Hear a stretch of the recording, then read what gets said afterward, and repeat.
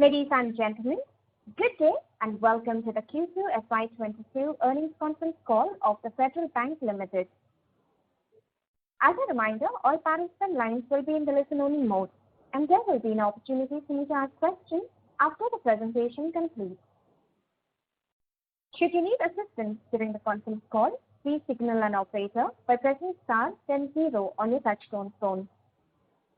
Please note that this conference is being recorded. I now hand the conference over to Mr. Anand Chugh, Head Investor Relations. Thank you, and over to you, sir. Thank you so much. Good afternoon, everyone. Hope you would have seen the numbers and you would have seen that this quarter has been a pretty solid quarter for the bank. Before I hand it over to Shyam for his opening remarks, I would like to bring to your attention some accounting change that has been brought in because of in compliance of RBI circular dated 30th August 2021. Couple of changes which are important for all of us to note. One is that recovery from written off assets, which earlier used to be accounted under other income, now has to be netted off against the provision line, provision for NPLs. Also, any provision or depreciation for standard investments, which was earlier accounted under provision and contingency, is now netted off against other income. So these are two changes, and wherever number one, there is no P&L impact or the bottom line impact of any of these provisions, but there is some line items have moved from A to B and B to A. And second is, just wanted to ensure that all of us are on the same page. We have brought in some adjusted the past numbers so as to give you a comparison of quarterly numbers on a like-to-like basis. So I'm sure all of you would have taken note of that. And with these opening remarks, I would possibly request Shyam to give his commentary on the quarter gone by, and then probably we'll proceed with Q&A. Over to you, Shyam. Thank you, Anand, and good afternoon, everybody. Like Anand mentioned, we do think that we had a good quarter given all the challenges in the environment.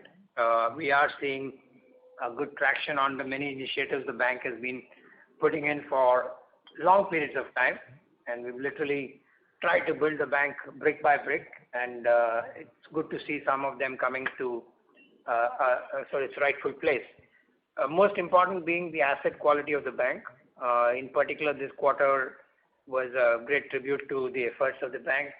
We did see slippages, very modest, but recovery upgrade way above even slippages.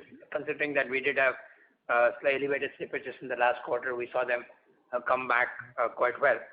So as a consequence, credit costs for the quarter was flatteringly remarkable, with literally no credit costs for the quarter, which would be a very happy place if we were to repeat it all the time all over again. Interest income grew well at NII was at about 1479, our all-time high. Noteworthy was a very strong traction on fee income, non-treasury.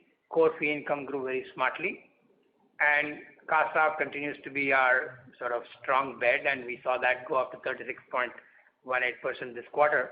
And our liability franchise continues to be one of the most coveted, I would say, with a large part of it being absolutely granular and retail. So the quarter that went by, we do see the credit pick up in many areas, and most of them are seeing traction as we go into the second half of this financial year. Many areas of retail have started seeing good momentum. Happy for us that business banking and commercial banking have also started seeing growth, and we saw annualized for the quarter roughly 12-13% growth, which is a good sign, and that's not by diluting credit standards but by increasing our coverage, penetration, and sort of competitiveness of our offerings. So in short, the quarter did see good progress on many counts. The numbers are there for you to see. It did see 50% growth over last year, same quarter net profit, and sequentially 25%. But I think those are less relevant from a long-term point of view. Our commitment to get to that sort of minimal requirement of 1% ROA and keep heading north from there is well on course. This quarter was 0.92, and we believe that, as mentioned earlier, the financial year 21-22, we will see exit at that 1% plus ROA, and then keep moving along that line. As I pointed out in our earlier interaction, we believe that 1.2, 1.25 over the next two financial years is what we will seek to do. And there are lots of initiatives that we've put in place to make sure that those come alive. There is one challenge which is visible for everybody, is the the people-related expenses have shot up.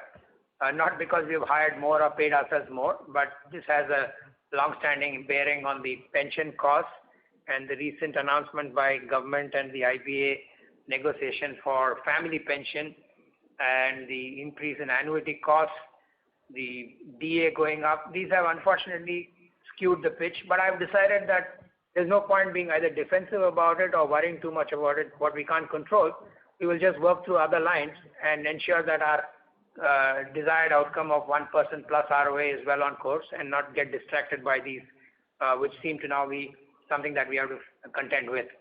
That said, there are lots of initiatives.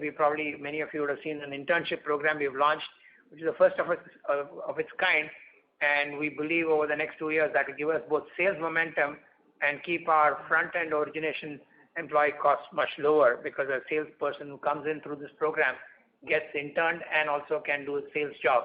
So we think that's one of the initiatives we've taken to cover off some of this cost, which is a longer-term problem, in addition to our great and well-run FedServe proposition, which is helping us take away a lot of the costs.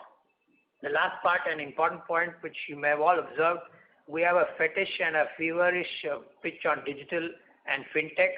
I have personally spent disproportionate time, and Shalini as an executive director probably spending a large part of her time on getting this going. We've created exclusive teams that are focused on this.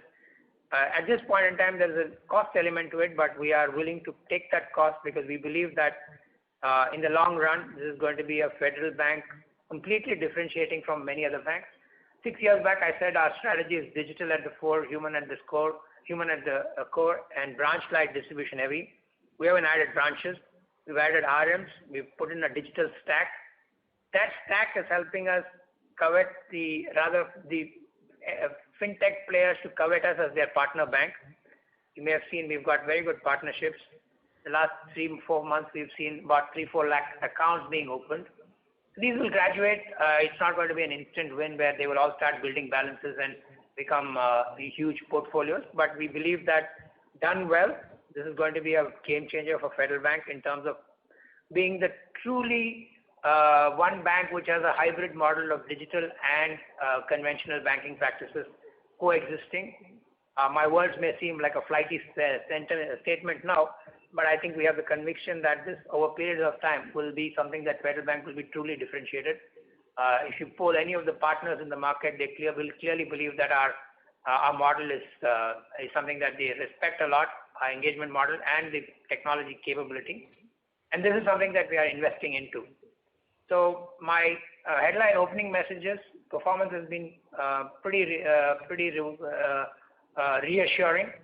We believe that our promise to be that 1% plus ROA bank is well on course.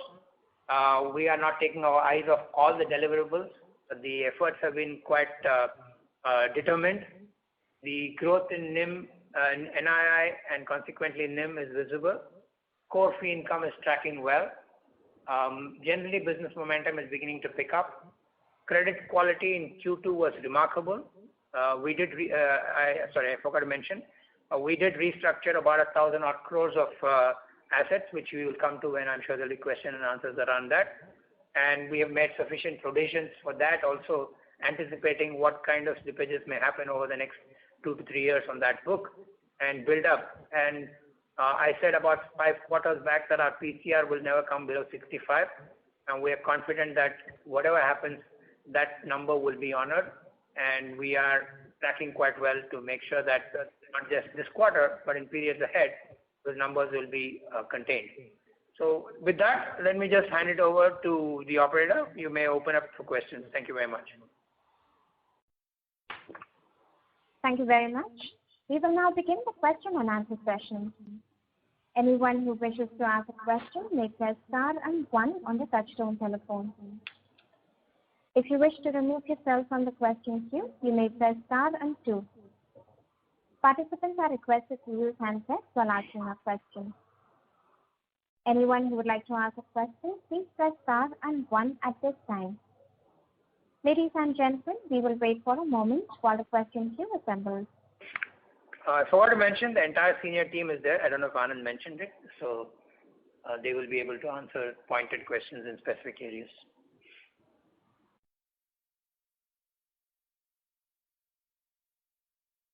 The first question from the line of Renish Bhuva from ICICI Securities. Please go ahead. Yeah, hi sir, and congrats on a great set of numbers. So sir, just first question on the margin side, so which is currently at 3.2%. Now in context with the lowest ever cost of funds and broadly loan mix is also at a desired level. So how do you see margin sort of behaving over next couple of years? And also if let's say interest rate cycle has to reverse, maybe within 6-9 months, then how we are positioned to sort of get the benefit, or is there any risk to the margins? I think between business, I've always said, Renish, between business mix, the growth in our low-cost deposits, and the reversal of interest income because of lower or higher slippages, the combined makes the margin look good or bad. And we've always guided at 320, 325 is where we will be. We are at about 320 now. And I think the business mix and hopefully a more modest slippages in passage of time will cover up for whatever interest rate costs that may go up in periods of time. But, it's obvious if you look at our ALM profile, we may be amongst the best players when the interest rate cycle turns up. So I am not, and we are a largely retail franchise, right? So right. I'm not that alarmed by interest rate increase by itself. I also think sanity will come in the pricing structure for credits, because at this point in time it's kind of at some point it's almost sometimes sounds insane. I see some kind of order will come in the market in the quarters ahead. Got it. So just a follow up on this. So let's say whatever new products we have launched over let's say last 3 to 6 months, maybe in terms of MFI or credit card, or over next 6 months we're gonna scale the CV book. So directionally the margin should settle at 3.5, 3.4, or do you see, or let's say do you expect this is too early to comment on it? No, I have never commented on that far ahead, that higher number. I've always said 320, 325. So we will work on it. We can only give you the mix of the business, the kind of credit quality, and almost as a derivative you can derive the number. But at this point in time, my sight is 325 max 330, but I'm not commenting beyond that. Got it. Okay, sir. Fair enough, sir. So next question is on the other operating OPEX. Renish, you may get blamed by others for hogging the show, so be careful. Yeah. Go ahead. Yeah. So other OPEX, went up by 20% sequentially to now in absolute terms almost touching 50 crore, to be precise 48.7 crore, versus let's say 35 to 40 crore 4-5 quarters back. And since we have not added any branches, I'm assuming these incremental 10-15 crores is largely towards building the technology platform on all those things. So going ahead, do you see this OPEX stable at current level, or we still have to invest more maybe over next couple of quarters? How one should read this OPEX line item? So the OPEX line, in parts, for example, the increase this quarter, a significant part of the increase is the variable one, which is linked to, say, the sourcing cost, which we pay to our DSAs or FedFina, or what has been our business cost, what we pay for Rupeek for our gold loans. So to that extent, this is a variable. If volume comes, business comes, this cost comes. So I'm not, I'm not too worried about that. The part that is unfortunately not, I know it's quite silly for an MD to say that, but I'm not in great control of, is the pensioning and the annuity cost, which we are working alternatives. I don't have a direct control over that. We are in fact working with the government to remove that Rule 89, which allows us to self-insure, so to say. I don't have to buy annuity. But those are a little long shot. Our OPEX by itself, non-people, is not something that we are nervous about. It's very much in control. We don't have any extravagant expenses. All our expenses are volume related. Okay. Thank you, sir. Got it. Thank you. Ladies and gentlemen, in order to ensure that the management will be able to address questions from all participants, we would request you to limit your question to 2 at a time. Should you have a follow-up question, please rejoin the queue. Thank you. The next question is from the line of Mona Khetan from Dolat Capital. Please go ahead. Hi, sir. Good evening, and congratulations on a good set of numbers. I have 2 questions. Firstly, on the business banking and commercial banking book, we have seen a very good growth on a sequential basis, 7 to 8% each. So what are the incremental yields in this segment, and any commentary around the demand scenario and the customer acquisition strategy will help? And my second question is around your remittance market share, which has increased to over 20% from 17.5 1 or 2 years back. So, what is helping this rise? Some color around that. Thank you. Thanks, Mona. I think I'm glad you pointed out the remittance. It was in my opening remarks. I missed mentioning it. Yes, this quarter was, it comes with a 1-month lag. So actually, it's the August end number, if I recall right. Shalini, would that be right? It's the August end number, right? Our share, or is it in the September end? The June end, yeah. 1 quarter lag. Sorry, 1 quarter lag. So we have, literally become a fifth of India's remittances, which is, it's been a focus for the bank now for many years, and from about 6% share now at close to 20% share over the last 7-8 years is something that we are greatly proud of. It is, like I said at the top of the call, brick by brick, we have field presence, we have technology capability, we have very good partnerships, good offerings, and speed to market. And every time some competitor blinks, we are there to take that share. So I think we've had, it's a focus of the bank, and we believe that we will do everything to protect that. So I'm happy that the 17 has become 20. We have some internal ambitious targets, but yes, this 20 would be our sort of what we would try to preserve. On your part on growth in business banking and commercial banking, we've always said that these are incremental growth opportunities for the bank. So it's an area that we are quite strong at. And after we verticalized more sharply, there are RMs covering each of these businesses, and branches are helping our business banking flourish, and the RMs are focusing on the commercial banking. So there's a sharp line of sight. I think opportunity exists as India comes back and growth comes back. We will see a bigger share of our pickup on that. Yields are not, I'm not saying that these are disproportionately higher. It's certainly much better than corporate banking. And it's more granular, so we are more excited about this business. The commercial banking is somewhere in the 9 plus, and the mid 8 to 9.5, and business banking is a touch higher, 9.5 to 10.5.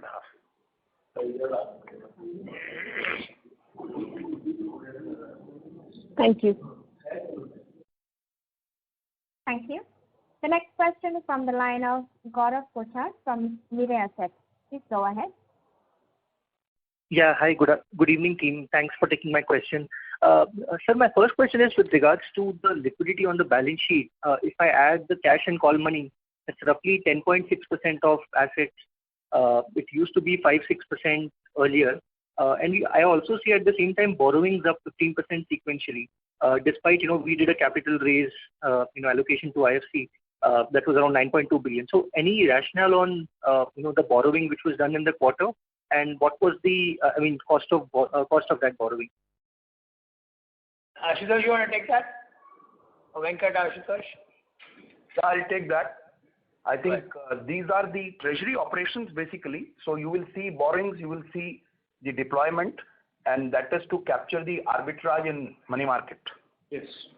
So there is nothing, liquidity wise, you can see our LCR that, reflects about the level of HQLAs vis-a-vis our, immediate payments, immediate obligations. So LCR has been consistently above 200%. So there is nothing on the liquidity side, and it's partly because of the granularity of liabilities. So don't look at, one item in isolation. You have rightly picked up both from both sides. So it's basically because of the arbitrage operations. There is no long-term borrowing in the balance sheet. other than the past refinances, which are depleting. Right. So, it was also around 78 only. Yeah. Yeah, Sure. CD rate is 78%. Yeah, right. Sure. Is it fair to assume the spread we are earning here is, much lower than our business spreads, and hence it's a drag on margins, on the reported margins? Not a drag. In treasury operations, you will always have an interbank market spreads. Interbank spreads are not going to be same as your business spreads. Yeah. Right. That's what I'm coming to. Once this, maybe, there's an arbitrage right now, but going ahead, once the liquidity eases, can that translate into margins, at least the optical margins to improve, which right now in the 320 margins that we've disclosed, there will be a lag because of this. But once this get normalized and the borrowings and both the liquidity ease off from the balance sheet, can we assume this translate into an uptick on optical margins, the 3.2 becoming higher? See, the total impact of this is not much, when you see it on a particular date on the level of assets and all. It's an ongoing thing, and capturing the arbitrage is the smartness of the treasury guys to look at, spot those arbitrages and capitalize on them. As long as these arbitrages are available, treasury operations would be there. But you can't draw a trend line on the basis of that. Okay, understood. Maybe it's a quarter end phenomenon. That's why this looks elevated. Sure. I got your point. And my next question is with regard to the employee expenses. In the current quarter, we saw 5.7 billion. I know it's hard to guess, future, but is this sort of run rate, steady state run rate of 5.7 billion going to remain at least for the next 2 quarters? Is there any one-off element in this quarter, or this is fully, what we will see in the next subsequent quarters? Good question, and I think Shyam has already, touched something on that. See, these would depend on your pension liabilities, and your pension liabilities are being, actually passed on to, LIC or some such in our case, it's mandatory to buy annuities. You buy it from LIC or any other, annuity sellers like HDFC or SBI and so on and so forth. So these are some of those institutions from who we are mandatorily required to buy annuities to pay these pensions. That's what Rule 89 Shyam was referring to. So we can't manage ourselves our, pension requirements or so. So when annuities are to be bought, these are all function of where the yields are moving. So if interest rate cycle goes up and all, our liabilities here would reduce, because then you will have to pay lesser for your annuity. I hope you understand. Right. So if you are buying for every 1 rupee per month today, if we are paying 160 rupees, which was 135 about 2.5 years back. So once again, if the interest rates move up, that would go down. You will have to pay lesser amount for buying every 1 rupee pension per month. Anyway, the summary is we expect this 570, 575 to be holding for Q3, Q4. Sure. Understood. And just last question, on the fee income side, I think we saw very good traction this quarter. And I saw cards fees around 75 crore. How much of this would be credit cards? I know we started the product late in the quarter. Credit card is too small. It just started. This is debit. We are now a leading debit player in terms of spends, and that's debit-led. Sure. And in terms of, the tie-ups that we've done with fintechs, what kind of fee income run rate can we assume going ahead? This kind of momentum, can we assume this will replicate in the coming quarters? Yeah. Business momentum staying put. For fee income momentum, we are seeking to keep this and keep improving. Not just by the fintech partnerships, our organic business model is that. So the fintech-related outcomes, I'm for this financial year parking. Everything we are saying is an FY23 outcome. Sure. Understood. Yeah, that's all from my side. All the very best. Thanks. Thank you. Thank you. The next question is from the line of Abhishek Murarka from HSBC. Please go ahead. Thanks. Good evening and congratulations for the quarter. Thank you.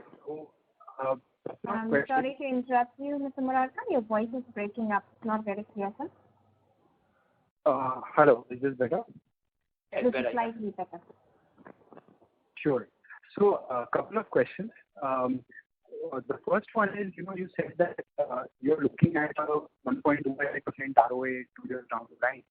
and currently you're at 0.9, and you're also saying that your NIM target at 3.2, 3.25, you're broadly there. Your credit costs are among the lowest historically. So where will this data come from? I think we've said this. Our business mix, our credit costs are all, there is optimum opportunity to make another 5 basis points everywhere. So it's not going to be one little thing, and there's no one silver bullet. It's a little bit of everything done consistently. And we think that if you model that, this 1.2, 1.25 is possible given the mix of business that is shifting. Credit cards is just picking up. Commercial vehicle business is just picking up. You saw pickup in business banking and commercial banking. Gold loan was muted this quarter. So these are 5 businesses which are higher margin business. PL has been muted. These are 6 businesses which are higher business model. And credit cost for this quarter is a little muted. Credit cost on the generic basis is even 65, 70 basis points. And I'd like to improve that by 10 basis points. 70, 75 basis points, improve it by 10 basis points. Perfect. And in that context, these new businesses, let's say card MFI that you're doing through PCs. Sorry, Abhishek, your voice is disturbed. Oh, sorry. okay. Maybe you're too close to your microphone, probably. No, I'm on the phone. No, Okay. I believe it's a network fluctuation at your end. Do you have a headset you can wear? Yeah, go ahead. Yeah, go ahead, please. Okay. Yeah, sure. Thanks. Hope this is better. So in this context, what I wanted to know is the new businesses you are doing, which is credit cards or microfinance through BCs, what kind of scale do you see in these businesses, let's say in a couple of years? Just broadly, what is an aspirational target? What kind of spread did you say? Scale. What AUM target, like scale? No, I mean, we are not certainly going to become India's largest credit card bank or anything like that. We are, as I mentioned earlier, we're looking at it as initially an existing to bank customer profile and then build it to the new to bank. So if in a 2-year period we are getting close to say 12, 15 lakh cards, we've done well. And, then the dynamics kick in for us. Likewise, commercial vehicles, we've just crossed 1,000 crores. We will build it to about 5,000, 6,000 crores in 2 years' time. Commercial banking, business banking put together is about 26,000 crores. We think that is potential to go up to 40, 45,000 crores. Okay. And any targets for MFI? Pardon me? For microfinance? We are pursuing organically. Inorganically, we have none on hand.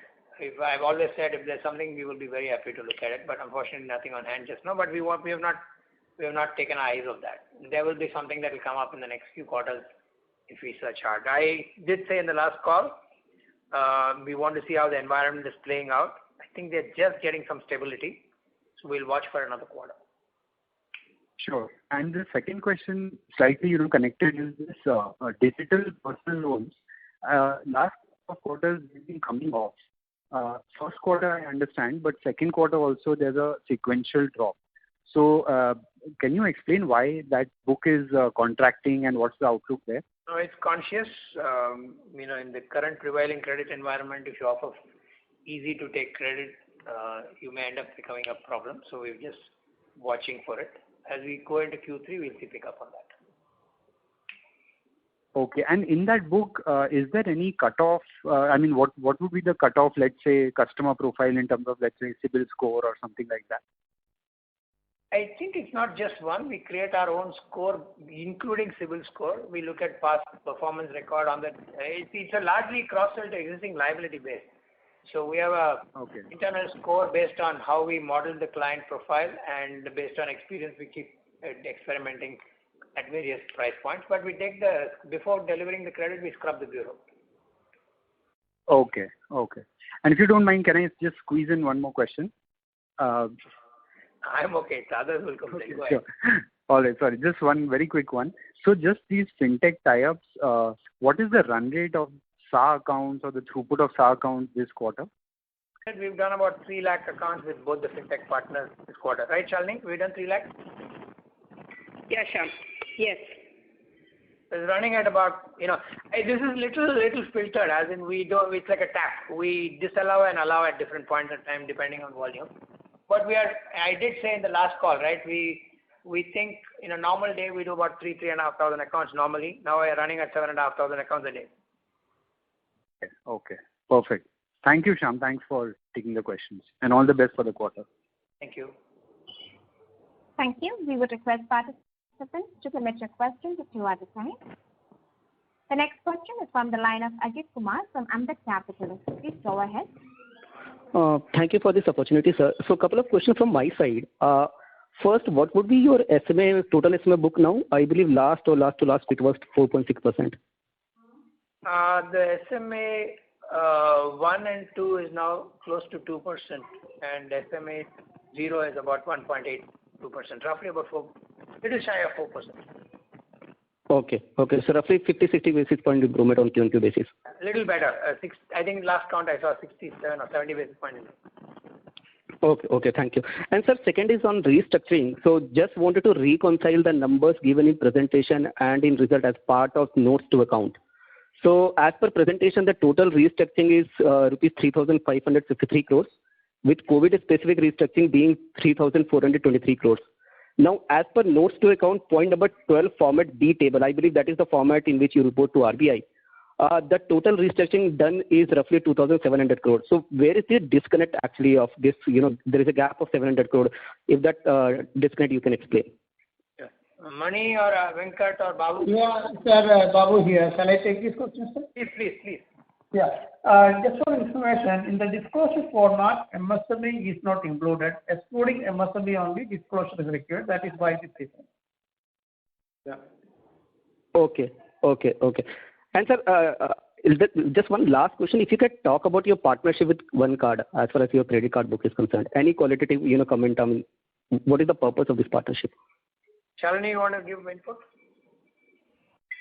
Sure. Thanks for that question. So this is actually a continuation of our entire journey on partnerships with fintechs. So as we have on the gold loan side, on the microfinance side, on the savings bank account side, as we've launched our credit cards, we've looked at partners who can work with us to acquire, credit cards from the market, and that's how our partnership with FPL is structured. It's a partnership where the entire acquisition and servicing is done by the partner. Obviously, the booking is done by us. The credit criteria are determined in conjunction with us, and they go through a filtering process and they come on book. So it's a part of that overall strategy to expand our presence in the market through fintech partners. It's about a month old now, and a good rate of 200 to 300 cards per day. We are going to scale that up now as we've got greater confidence on the technology capabilities and the interfaces that happen. So that's really, it actually can't be seen in isolation of everything else that we're doing on fintechs. Okay. Thank you. Thanks a lot. Thank you. The next question is from the line of Manish Dhariwal from Fiducia Capital. Please go ahead. Manish Dhariwal, your line is unmuted. Please go ahead with the question. Manish Dhariwal, may we request you to unmute yourself and go ahead with your question? They can queue back, no? You put the next. Thank you. The next question is from the line of Nitin Agarwal from Motilal Oswal Securities. Please go ahead. Yeah, hi. Thanks for the opportunity and congrats for a good quarter. A few questions, one is onto the OPEX. Has we fully reflected all the changes on the OPEX in this quarter, and what can be the run rate in the coming quarters? And related to it, with the change in accounting treatment and which has driven this sharp rise in cost income ratio, what number should we now be looking at on the cost income ratio line? Because this is one metric which we have been quite focused and we have been giving guidance. So what is the revised guidance on this? Yeah, I think we believe, of course, I'd like to keep one more quarter to understand this better, but I think now getting to 52, 53 would be our first milestone by end of this financial year, closer to 52. And then as income picks up, hopefully next financial year, 10 to 50. But at this point in time, I'd guide for 52. Okay. And so everything is now, sir, reflecting in OPEX, the increase because of the pension, rise in pension contribution? You would have seen that, no? You would have seen that, no? Listen, the 177 crores is the pension, family pension impact. which will amortize over 5 years, and that's the view. If possible, we'll do it much earlier, but over 5 years. So the incremental impact per month is about per quarter is about 25 crores or 30. Okay, sure. And there is a disclosure, note number 13.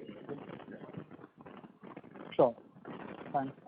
So is it my line that is causing this disturbance, or where is this disturbance? It's terrible.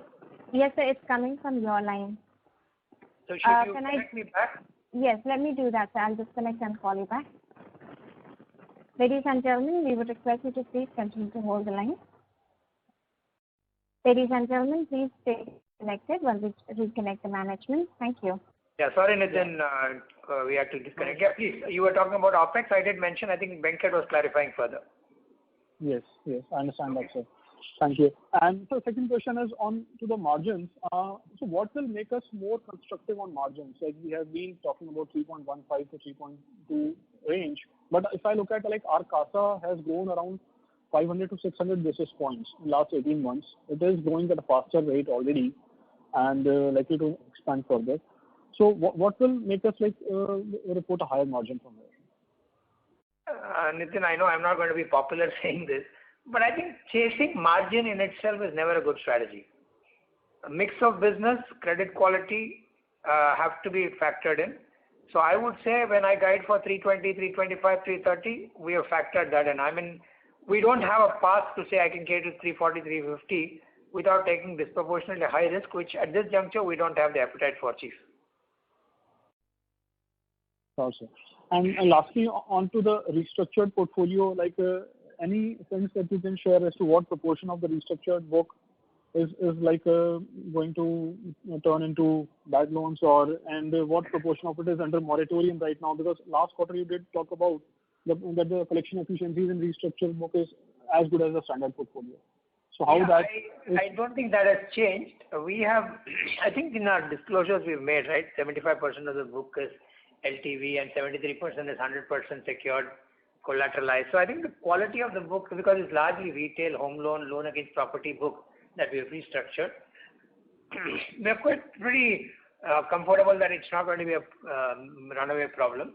And over a 2-3 year period, maybe 20-25% of the book will slip, and which will then be our commitment to the 65% PCR is hold, which is why we started building a provision cover over that. And we are now, almost like 440 or 450 crores provision already built on that book. And in the coming 2 quarters also we will build. So we'll exit the year in such a way that in the 2 financial years ahead, even if we see 20-25% slippage in this book, we can still hold our 65% coverage. Okay. Sure, sir. Thank you so much. And wish you all the best. Thank you. Thank you. The next question is from the line of Harshvardhan Agrawal from IDFC AMC. Please go ahead. So, hi sir, thanks for the opportunity. Just wanted to understand, all the fintech tie-ups that we are doing, are they actually showing some fee income traction to us?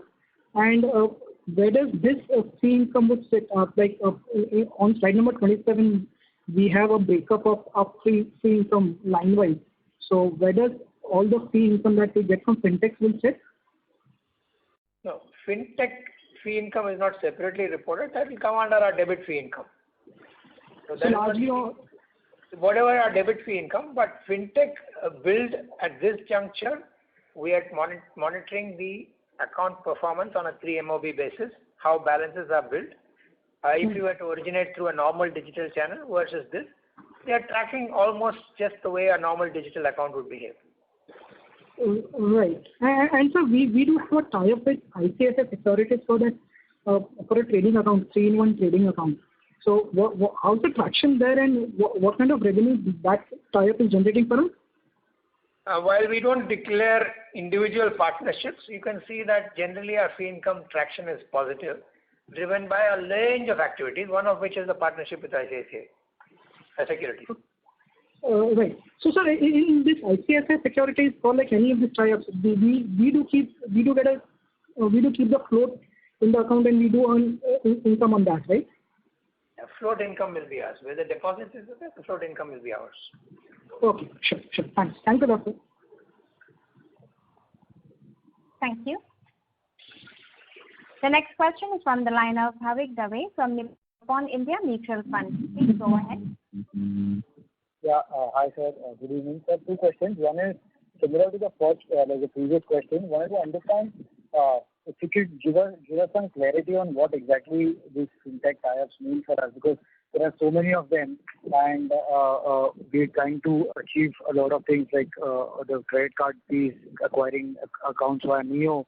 So just want to understand exactly how are we going to monetize them. And second question is related that other expenses that we have around 900 odd crores that we did for the first half.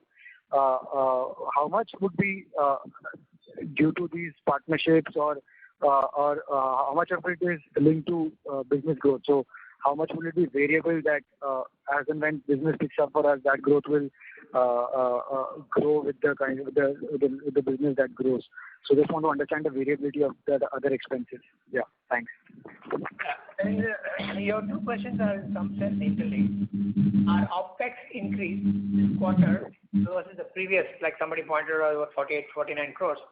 Significant part is because of the variable, and in the variable comes the new account sourcing, which includes the accounts that we source through our fintech partners. So, in some sense, you have to see the fintech partners at three layers. One is the partnership where they acquire for us is like a BC, right? So there's a BC cost.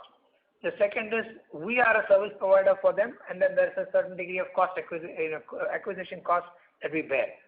So the fintech partnerships, as we see it, is if you had to open 1,000 branches and book another 3,000 accounts a day, versus using our partnerships, using technology and getting to a new client base, which normally we may not be directly getting because this profile of customers don't use physical brick and mortar. They look for more cooler stuff. We are using a front end which is more cooler and contemporary. So our fintech partnership speaks to our theme of digital at the fore, human at the core, branch-led, distribution heavy. And that's why we are investing heavily into this in terms of partnerships, focused by senior people, giving it time, attention, upgrading the back-end capability so that it is highly resilient and be able to give the quickest turnaround to those customers. How will it shape out? How will it play out? It takes a good year to understand that. Early signs are very positive. Sure. And what we are trying to do is we are trying to get newer segment of customers via these fintech partnerships, right? Like we already have 8.5 million customers on the liability side or debit card side.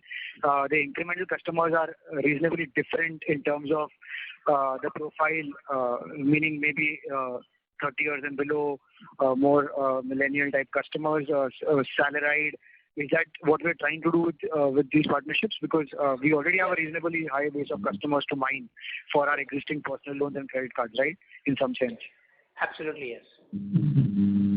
So the 3 lakh odd accounts that we source via these fintechs are reasonably younger set of customers. Is that a fair way to think about it? Younger, I don't know if age is a criteria, but younger in their dispensation to life, you could say. Understood. Okay. Thank you, sir. Thank you. Thank you. The next question is from the line of Mahesh MD from Kotak Securities. Please go ahead. Good evening, Shyam. Just a couple of questions from my side. One, the recovery was reasonably strong this quarter. Just kind of give us some color. How are you looking at the second half of this financial year? And is there any blind spots to be worried on the corporate side from here on? First question was what? The recovery was strong. Did you say that, Mahesh? Yeah. Okay. Yeah, this quarter was strong largely because we did, Q1 was muted given that first 45 days was relatively low, so we saw higher slippages. Usually from a fresh slippage pool, recovery is usually stronger. So we saw that. We believe that this run rate, not maybe the 400 crores, but a good steady state would be somewhere in the 300, 350, and that we will certainly focus on. On the corporate, are there blind spots? There will be some that will slip over periods of time. Nothing looks too alarming at this point in time. We don't have any single big ticket which is in the 50, 60, 100 crores, which is a problem. But I'm not flagging any risk that should cause anything that... We still think that 400 odd crores, which used to be a normal slippage in a quarter, that's the number we should focus on. Okay. And all this Kerala impact of COVID or the recent floods, doesn't have any major impact right now? I don't want to be nasty, but I will be nasty. I don't think this question is appropriate to the bank. No, it's just a clarification. No, it is not appropriate. You didn't ask me about Orissa floods. You didn't ask me about Uttarakhand floods. We have managed this portfolio for many years quite sensitively. Sure. Just one last question on the OpEx line. Just wanted to understand, with the larger parts of your businesses now moving to your subsidiaries, if you have to just kind of take a ballpark assumption, if you were to double the balance sheet on the retail side, do you think you need to put in a fairly large number of employees to match that, or do you think you are in a position right now where your existing employees can start contributing on the revenue side a lot more meaningfully as compared to where it was earlier, because the OpEx is moved to the subsidy? I think our employee addition for many years has been very muted. If I look back 4 years, our net addition in employees is only about 600 people, while our business is probably more than double, so to say. So I think that doesn't change even. Sorry? In the question that doesn't change even today is a fair assumption to make. There's still a lot of headroom available there. Yes. Productivity, digital efficiency is very much there. Yes. Okay, perfect. Thanks. Thank you. The next question is from the line of Krishnan ASV from HDFC Securities. Please go ahead. Good. Many thanks. I'm sorry, Krishnan, your voice is breaking. We cannot hear you very well. Yeah, hi. Is this better? Yes. Yeah, Krishnan. Yeah, please. Thank you. Thanks for taking this, Shyam and team, and very good set of numbers. Congrats on that. My first was just a repetition of what Mahesh asked around the recovery environment. While this was a one-off and it kind of made up for the loss of half a quarter last quarter, just wanted to understand in general the recovery environment, plus you had an exposure to Air India moving from weaker hands to stronger hands. Does that make a difference to how you look at that particular exposure specifically? Air India is fully paid off. No? We don't have any Air India impact at all. No, there is one government guaranteed one, small amount. Government guaranteed one, that is there. But that is backed by GOI guarantee. Yeah, that is government guaranteed. No? So that is not an issue. Very small amount. In general, the recovery environment, do you think, is something that helps you get to a 300-350 crore run? It has improved, Krishnan. Environment has certainly improved. That shows in the recovery and upgrade. Okay, understood.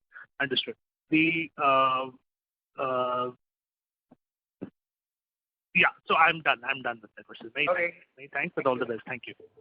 Thank you. Thank you. The next question is from the line of Jay Mundra from BNK Securities.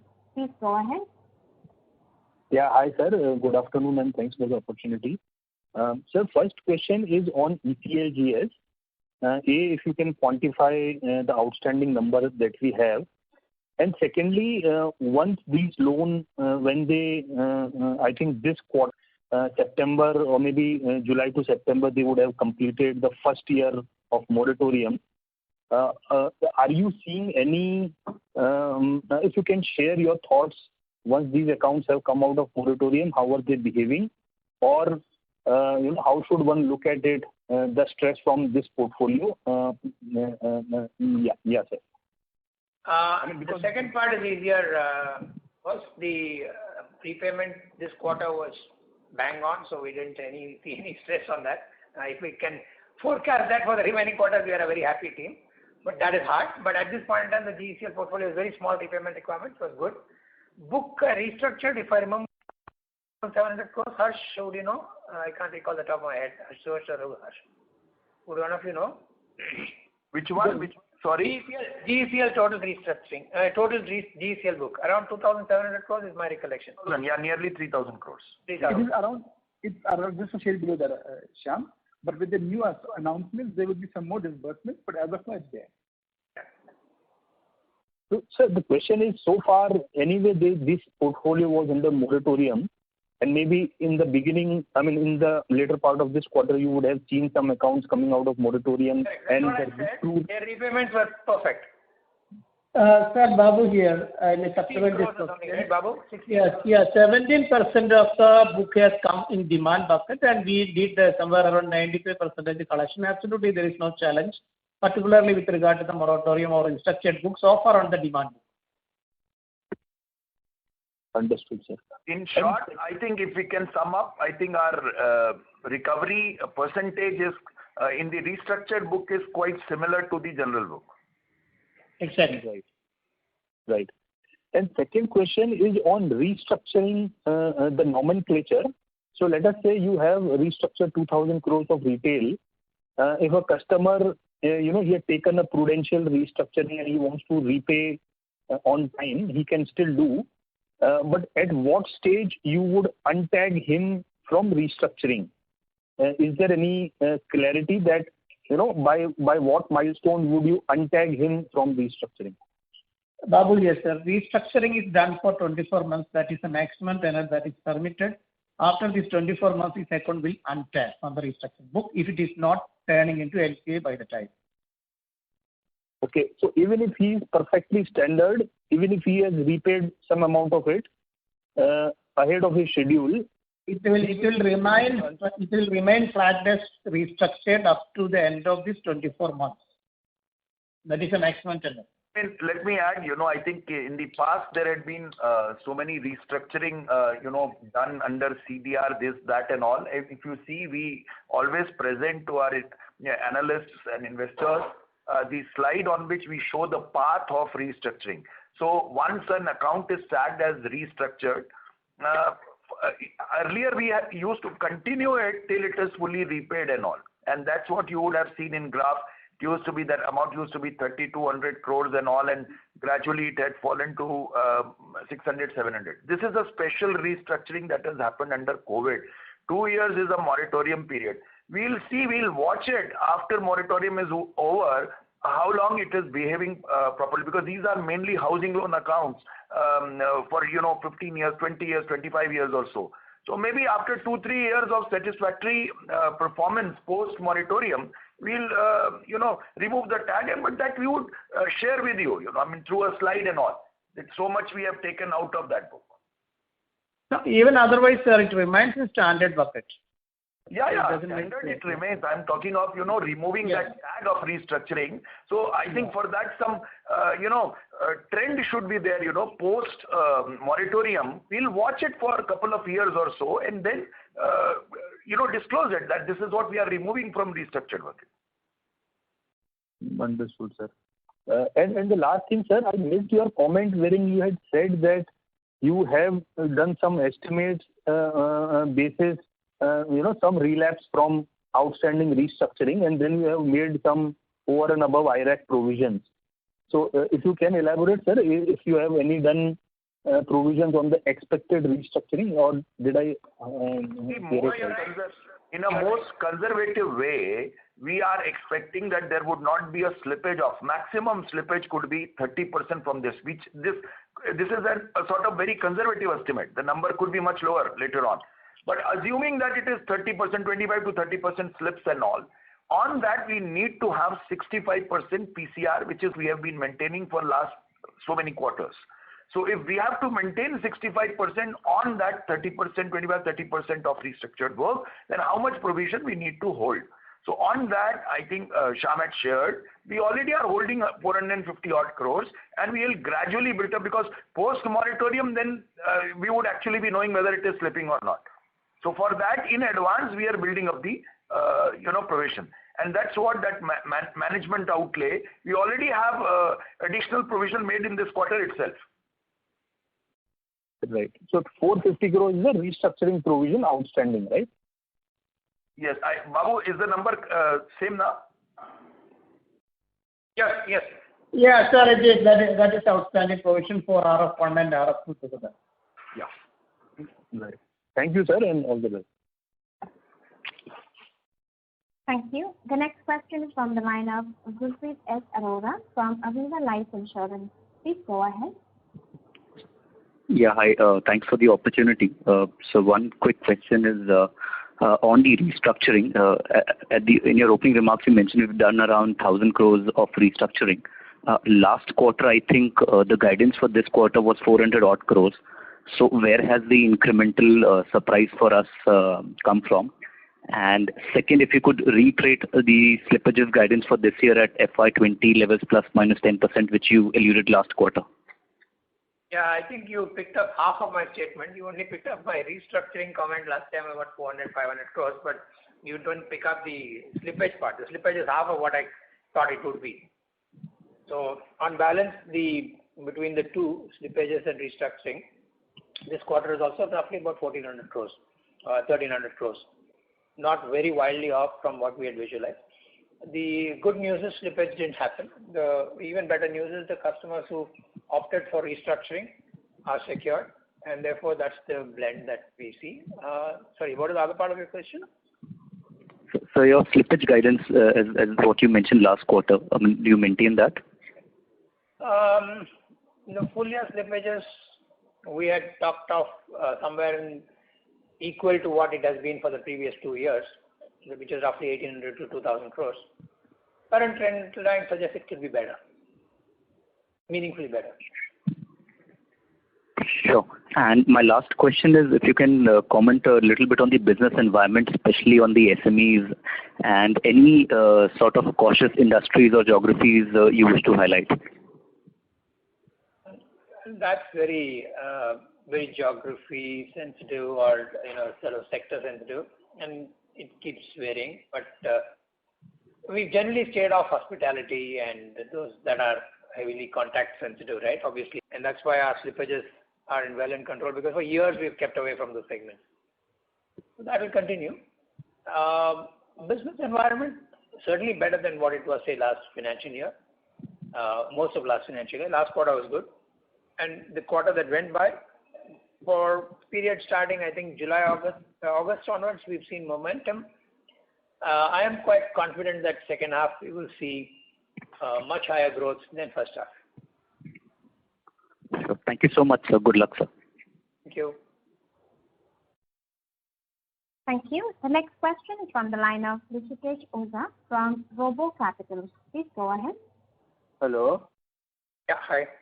Hi, sir. Sir, just one question from my side. If you could give any guidance on credit cost and loan book.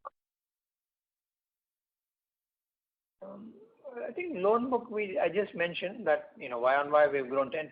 We think now business momentum picks up. Somewhere in the teens this financial year is possible.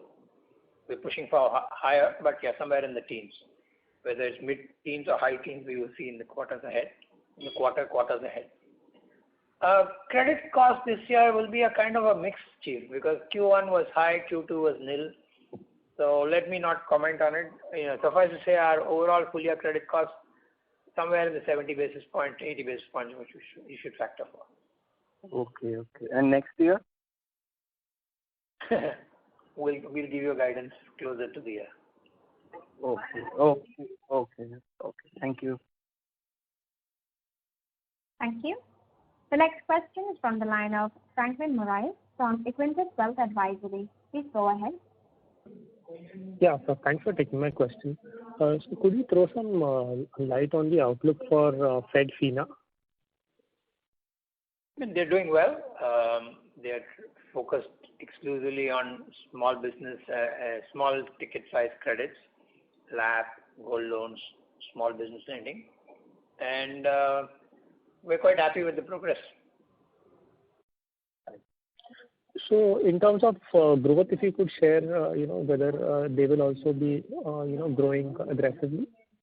They have been, through the pandemic, of course, we were all watchful. Their credit standards are good. And their book is now at 5,000 odd crores. And I think they're positioned for growing at maybe like 30% a year or more. They're doing well. Thank you. Thank you. The next question is from the line of Nilanjan Karfa from Nomura. Please go ahead. Hi, Shyam. I hope I'm audible. Very much. So, just one question on this NRI deposits, the remittances where, where we have done a phenomenal job. Just checking, this is the amount which flows into our deposits. We are not actually originating it. Is that how you measure it? No, this is money that flows through the pipe and comes through as remittances. Not all of it become my deposit. I would love it.